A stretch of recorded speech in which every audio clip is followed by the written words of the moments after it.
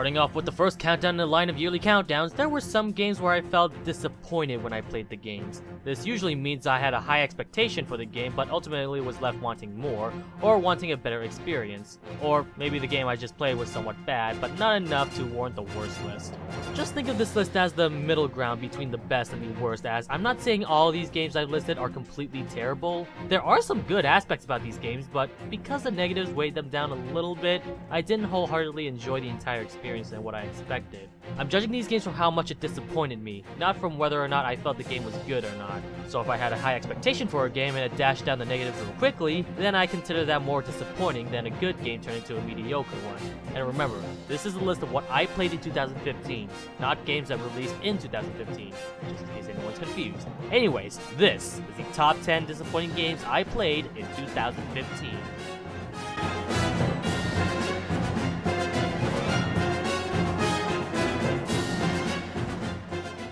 There's nothing more devastating than revisiting one of your favorite games you played as a child, and then realizing that game doesn't live up to par with your expectations. It really pains me to put a game I used to enjoy on this list because I remember the enjoyment I had when I played this game 2 years ago, and a part of me still wishes I can put this game on the best list. But unfortunately, with the amount of awkward pacing I had to deal with and some of the most unimaginable mini-games, I looked down upon the game more than I can really dig deep into it. It also didn't help that I played this game on the hardest difficulty for my return and found the game to be a complete cakewalk. At least compared to other beat-em-ups and hack-and-slash games. There was only one time I ever died in this game, and it was because of this stupid minigame where I had to control this raft upstream. The majority of the enemies can easily be killed using your pom-pom attacks to stun and hit them with the heavy attacks, and if the enemies are immune to dizziness, just spam the Y button. Now that's not to say it's a complete train wreck though. Like I've said before, the humor is still hilarious. Seeing Julia and her decapitated boyfriend interact with her family members just brings out the chuckle out of me. And some of the over-the-top moments are very well entertaining. Unfortunately, it wasn't enough for me to consider this game off of the disappointing entry. It was fun while it lasted, but I think this game was only worth a rental. Unless you're a huge Suda 51 fan, maybe buy this game at $15.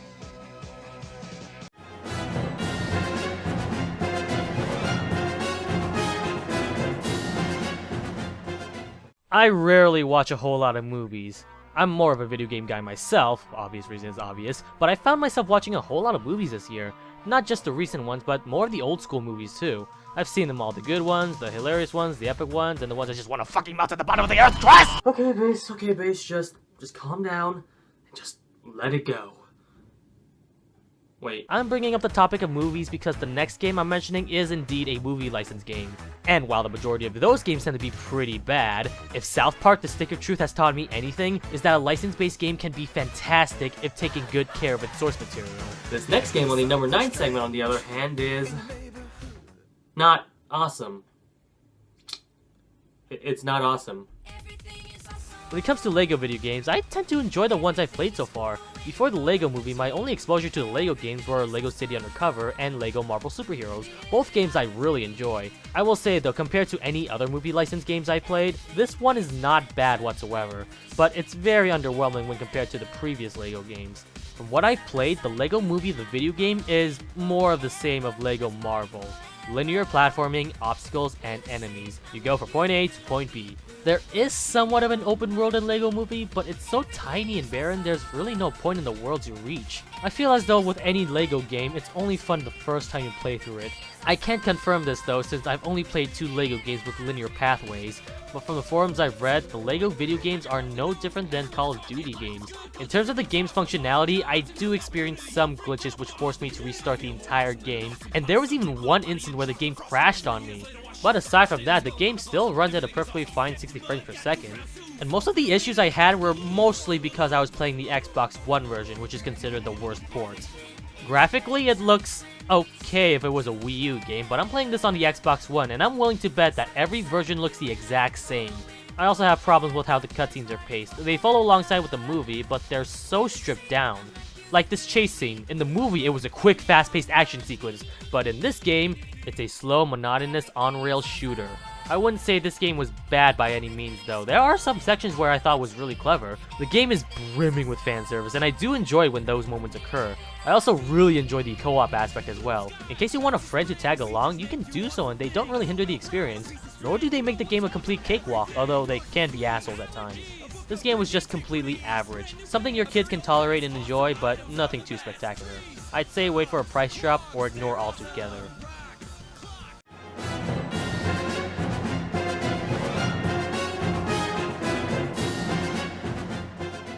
When it comes to games I want people to recommend me, I always ask my friends to tell me what game they think I'll enjoy. This year, everybody recommended me the same game over and over and over again. Codename Kid Icarus Uprising. I was gonna give it a chance eventually, but there were a lot of circumstances that stopped me from even getting the game in the first place. First off, this game is out of print, meaning if I wanted to buy a game brand new, I would have to pay over $60 for it. I heard that the game had a very difficult control scheme, especially for left-handers. Guess which hand I right with. Everyone convinced me that Kid Icarus Uprising is a fantastic game, as if it's one of the best Nintendo 3DS games they could have ever played. And to be frankly honest, I don't see why. I will say that this type of video game is pretty good for a handheld. When playing on the go, I won't be too focused on marathoning the game, but instead playing the game in spurts. In that mindset, it's a very fun third-person shooter that I can casually play when I go back home, go to a friend's house, go to school, etc, etc. And for a 3DS game, this looks amazing. Graphically, it's one of the best 3DS games I've ever seen. The environment, the scenery, it just oozes in spectacle. And all the character skits are hilarious, Palutena being my favorite character just for her trollish demeanor. These skits ridicule each character, their personalities, the game itself, other video game characters. In terms of comedy, I don't think I've laughed as hard as I have with these characters. If only I can actually hear them though. Unless you're using earphones, hell, even if you're using earphones, the sound balancing is awful. The sound effects for Pit's arrows, Pit's flying, and the enemy sound effects overwrite the comedy sketches. I swear, if it wasn't for the subtitles, I wouldn't be able to understand what these guys are mumbling. And this is on the default setting. I had to turn down the sound effects just to hear the characters properly. Okay, well the sound settings are something that can easily be nullified, but what can't be nullified? The awful controls. Like I said, I had to buy an attachment just to nullify the already terrible controls, but even with the attachment, the controls are still bad. When you think of a second control stick for a third-person shooter, you naturally think the right stick would aim your reticle. But not in this game! The right stick actually moves the character, and there's no way you can change that. Unless you switch the face buttons for movement and the circle pad to aim. But now I had to place my left thumb on the face buttons? Yeah, no thanks. This issue would have been nullified if the right stick would actually aim rather than mimic what the left stick is doing. And I don't see why aiming with the right stick wasn't considered as an option. I guess I could use the touchscreen with my thumb and act as if that was the right stick, but it doesn't have the same feeling as aiming with an actual control stick. It's like those third-person shooting games on iPhone. The feel of the touchscreen can't replicate what the control stick can do. Even if the control scheme was fixed though, the game is repetitive. You run, you shoot, that's it. There's no strategy, no tactics, you go from point A to point B. Kill the boss and then proceed to the next chapter. There are some chapters that implement some sort of trickery or puzzles, but they're easy to figure out. I found them really gimmicky if anything. The boss battles are no different. In fact, I actually found them easier than the stage before the boss battles. You just keep shooting the enemies until they die, and that's about it. I can understand the praise it gets from the characters' interaction with one another, but I fail to see why so many people, including my friends, consider Kid Icarus Uprising as one of the best 3DS games ever created. It's okay, but I wouldn't even consider putting this game on my top 10 list. This goes to show, hyping a game too much may backfire if you don't fulfill on that promise.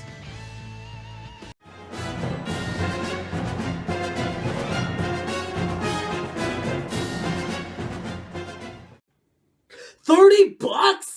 Okay, yeah, we've heard it all. This game was a ripoff and it should have been released as a demo rather than a $30 game. We've heard the story about how Konami is a greedy son of a gun who wants to milk every single penny onto their poor customers who thought that they would get a satisfying game when in actuality, even this very own countdown lasts longer than what Ground Zeroes has to offer. And yet, here we are in the disappointing list rather than the worst list. With all due honesty, Ground Zeroes wasn't a bad game as everyone on the internet has pointed out. It's functional, it looks amazing, and some of the side missions are interesting. But the story was bare bones, the replay value is non-existent, and the difficulty wasn't even that hard.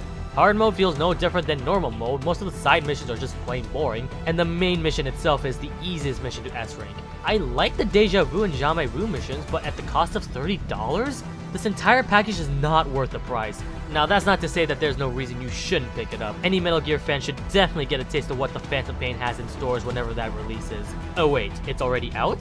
Okay, so now that the full game is out, why not buy that game instead of a glorified demo? Or at best, pirate the game and send your $60 to Kojima's address. Because God knows how Konami's been doing the past decade. I'd say wait until the game is free on PlayStation Plus or Xbox Live Gold if you really want to play Ground Zeroes. Otherwise, just play Phantom Pain as it gives you over 500 times more content at only twice the value of Ground Zeroes. Metal Gear.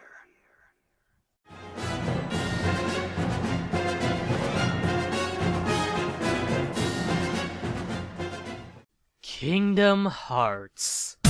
I think I've stated real clearly that my first experience with the series was not a very pleasant one.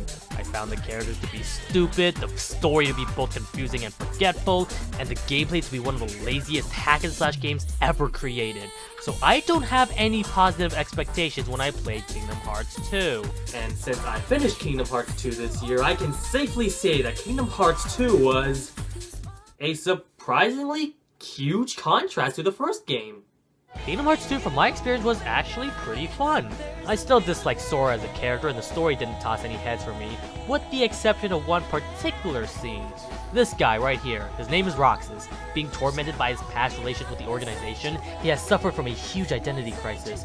I surprisingly felt a lot of emotion attached to this character, especially with the scene that reveals his backstory. I felt that this series should have starred him instead, since I found him to be a more interesting character out of any character Kingdom Hearts created. Little did I know, there actually is a game by the name of Kingdom Hearts 358 2 Days, where it actually stars Roxas and what he had to go through the organization. So, what did I think about it? Well, you're watching the disappointing list, what the hell do you think? Kingdom Hearts 358 divided by 2 days was a huge letdown to what I was originally invested in. With the way Roxas was tormented in Kingdom Hearts 2, I wanted to learn more about him and his character, see what he was like during the organization and why he left to pursue a new life. Instead of a deeply wounded character, we get a person who I swear was lobotomized day one in the organization. Kingdom Hearts 179 Days essentially ruined Roxas for me. He was nothing more than another emo Final Fantasy character. The other characters in the organization are no better. Really, the only characters I actually really enjoy was Axel. He's a funny goofball and a legitimately good friend. He's a wise asshole, but a lovable one at that, and for a species in which all nobodies have no hearts, this guy is quite the emotional type. Though to be fair, Kingdom Hearts for me was never about the story. What matters is how the gameplay works. So what do I think about that? It's okay. Kingdom Hearts 20 x 8.95 days got some things improved, like the targeting system, and for a DS game, they made the game surprisingly controllable. It might be because I'm playing this game on a 3DS with a circle pad, but I continuously mistake the D-pad with menu navigation, so every time I try to switch my tabs, I keep moving backwards. I also like how this game is a lot more mission-based rather than open-world-based, though the missions themselves depend on what mission types they are. I'm not a huge fan of the investigation missions, but I do like these speedrunning training missions. Partners are also mixed for me. Some of the organization members are badass and get me out of a pinch, but some also does absolutely nothing to help me or the mission. I'm looking at you, Zion. But overall, I wouldn't say this game was a complete disaster. To me, Kingdom Hearts 41st Prime Number Days is just another Kingdom Hearts game with a very stupid title.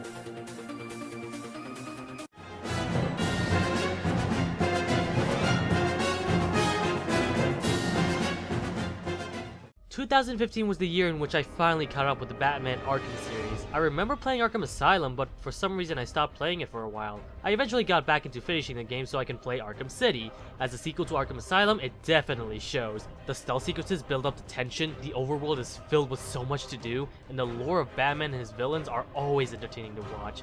The next game in the trilogy was supposed to be Arkham Knight once it releases, but I wanted to try out Arkham Origins. A lot of people from what I've seen saw Arkham Origins as a disappointment, and I can agree to that, but I still had a lot of fun playing through it. The combat system was the only improvement from what I've saw, while everything else was pretty much the same as Arkham City.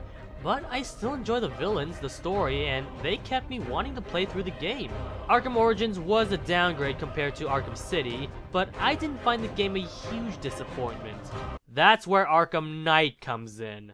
Arkham Knight was supposed to be the last game in the Arkham series, so of course it had a lot of hype built into it. After my Batman marathon with Arkham Asylum through Arkham Origins, I was very much looking forward to Arkham Knight. It started out great too. Scarecrow infects Gotham City in a dramatic and spine-chilling way, and it's up to the Cape Crusader himself to stop him. Too bad that's the only major time Scarecrow shows his face. The dude barely gets any screen time, so we weren't even able to see him in action. The main enemy of Batman Arkham Knight is, well, it's in the title, the Arkham Knight. I never read any of the comics, nor have I ever really seen any appearance of this guy in any medium, but my introduction to this dude is just as unbearable as Robin in Schumacher's Batman and Robin. The dude keeps boasting about, oh, how much he wants revenge on Batman, and how he's going to kill him, but he's been nothing but a pathetic wimp. Dude gets his ass kicked every scene he appears in, and despite being a freaking henchman of the Scarecrow, he shows up in like every single scene. He doesn't even get that much development. He just says he'll be Batman without even doing so. I'm going to slightly spoil Arkham Knight and, to a certain extent, the other Batman Arkham games a little bit, so if you're still looking forward to playing it, go to this timestamp shown in the annotations and click it to get to the number 4 segment. I'll give you 5 seconds.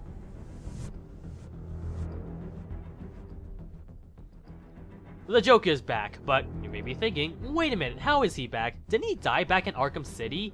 Yes, but this Joker is actually a figment of Batman's imagination due to the injected blood that Batman received back in Arkham City. Storyline-wise, it actually makes sense for the Joker to return to the game, and they even got Mark Hamill back to voice his role. But, I'm seriously getting tired of Joker. I know Rocksteady means well, but I want them to develop more of the villains. I like the Joker and all, but I feel he's way too overplayed in the Batman games. Joker, I love you and your evil shenanigans, but you seriously need to take a break from the spotlight.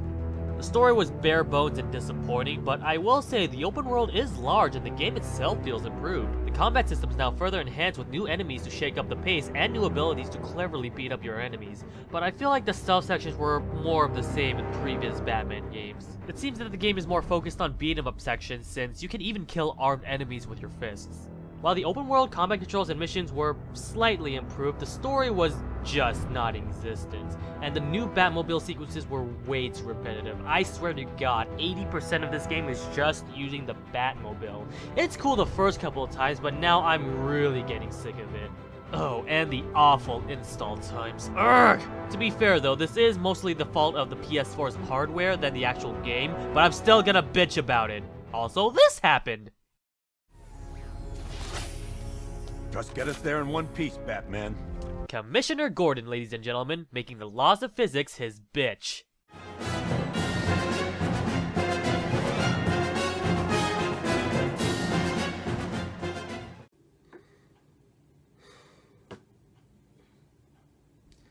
I'm disappointed in Platinum Games. What happened, guys? You're basically the king of beat-em-ups, one of the greatest developers of over-the-top epicness and fun, challenging fight sequences. You wanna know what happened? Activision. I pull my blame solely on this company for not giving these guys enough time to polish and perfect this game. Though with what Platinum Games created, when compared to other Rush titles, it's a marvel why this game's on the worst list. The game functions, I guess, and the graphics are cel-shaded stylistically, and I do enjoy the ABBA sections as it changes the pace from the monotonous beat-em-up style. The problem with these sections is that it gets really repetitive real quickly. You will be fighting the exact same enemies over and over again until you complete the level or beat the game. The bending powers don't even give you enough of a distinction to use each and every one of them properly. Instead, you'll most likely use earth and water for the entire game since fire is completely useless and air is not unlocked until the very end of the game. The game practically resorts to beat up a bunch of guys to progress through the stage and beat the same boss battles that appear in every single stage. It doesn't really change until you get to the end of the game, which is sadly the best part of the game. And it sucks that you have to go through a bunch of boring missions just to get to the good part.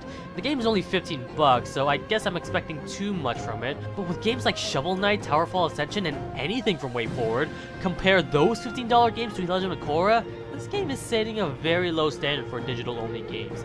As a game, I don't consider this bad by any means. It's decent, but as a Platinum game, this is easily their worst work. I pray Transformers Devastation won't repeat history.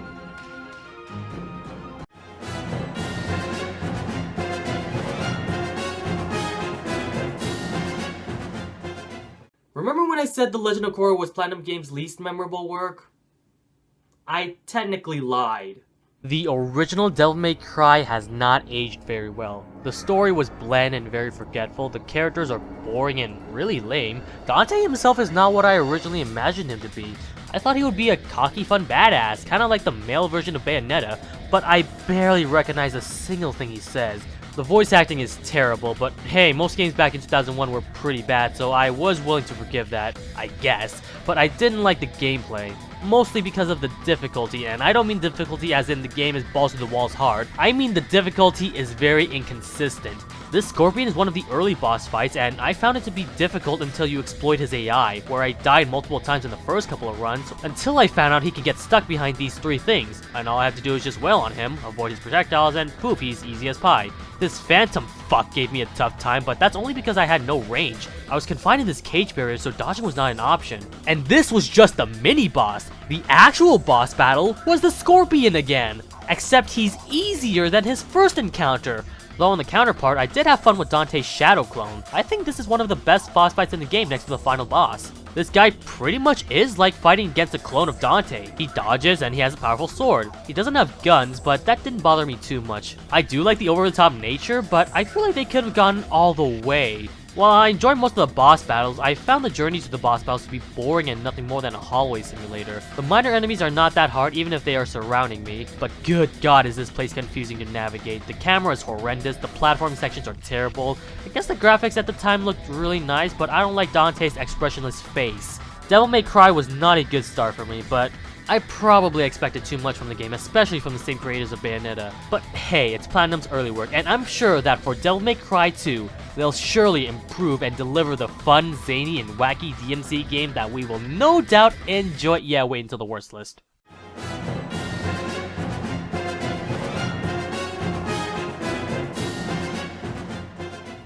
Sonic the Hedgehog. Why do you always, and I mean always, disappoint me?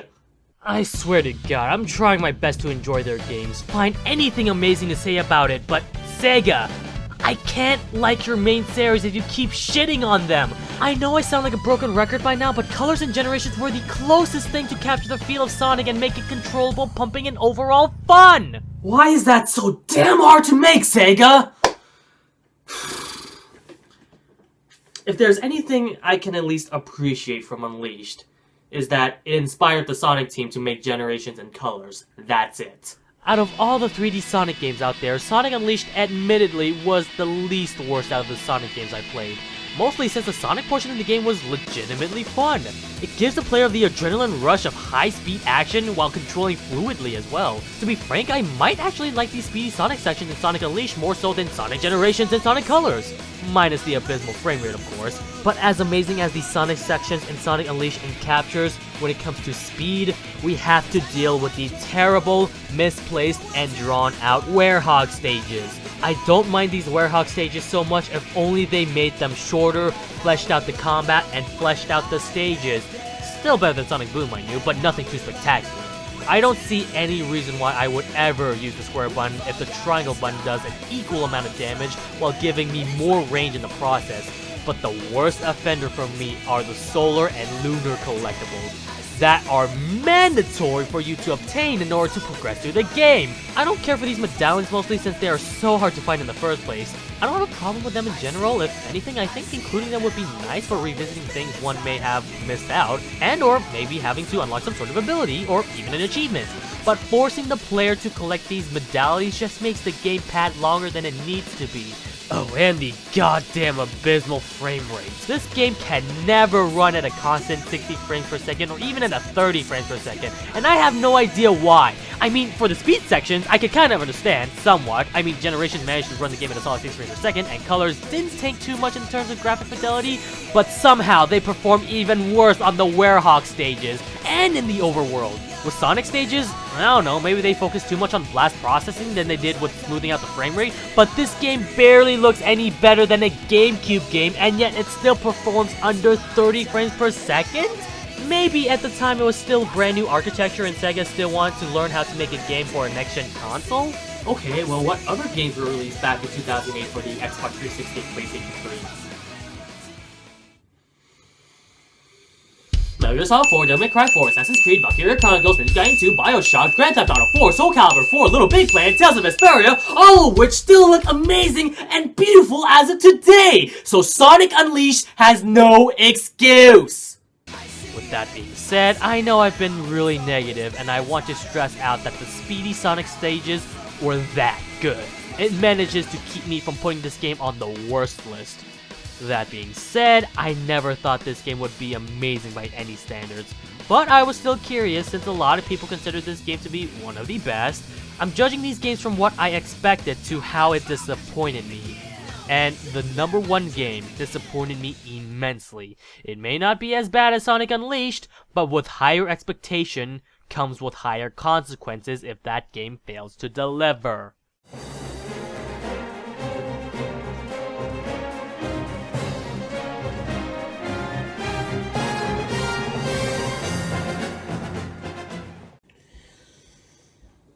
I really don't like how people continuously neglect story in a fighting game.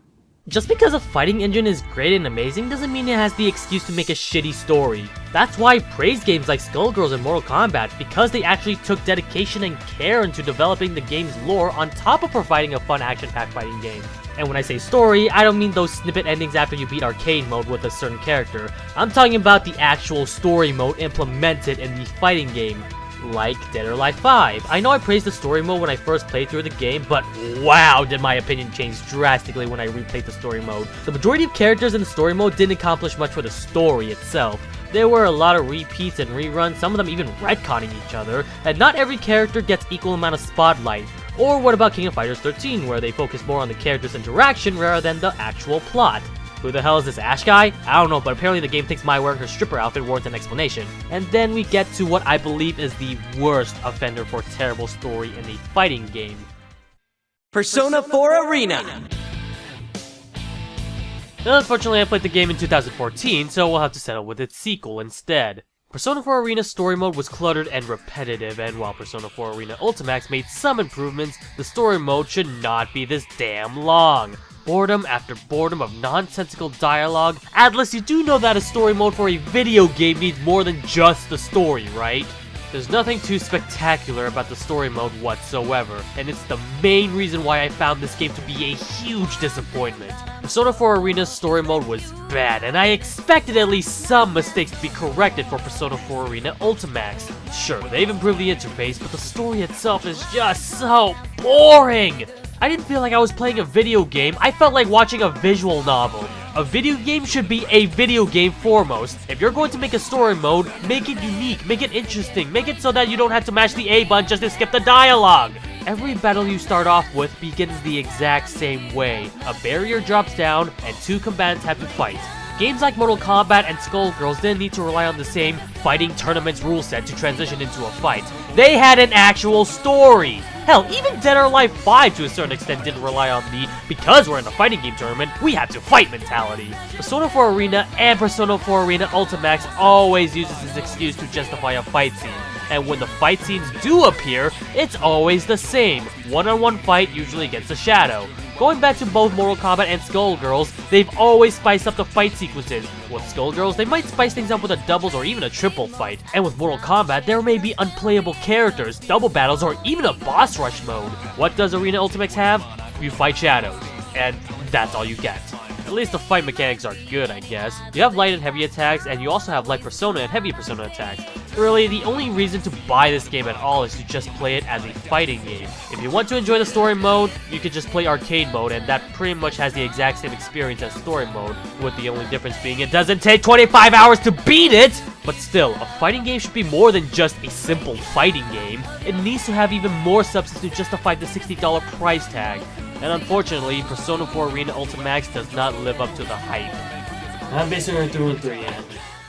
If I'm already raging on the disappointing list, good God, am I not looking forward to the worst list?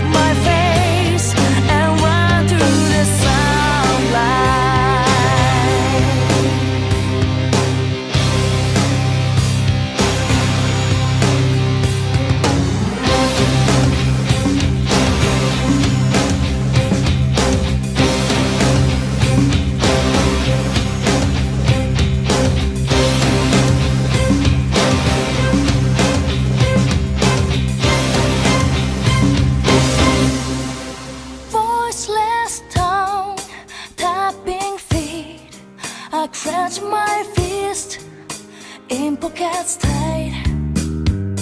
Fire mist tower rays like a martial stone, dabbling in moonlight.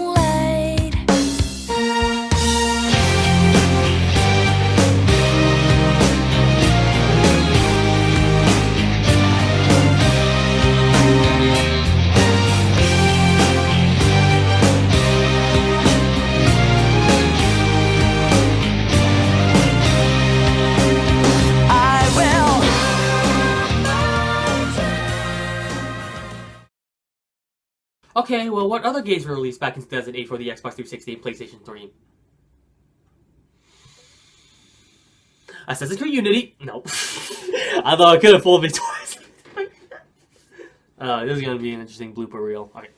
Metal Gear Solid 4, Devil May Cry 4, Assassin's Creed, Legend of Gaiden. What is that? Games that were released back in 2008 for the PlayStation 3 and Xbox 360. Shut up, dog.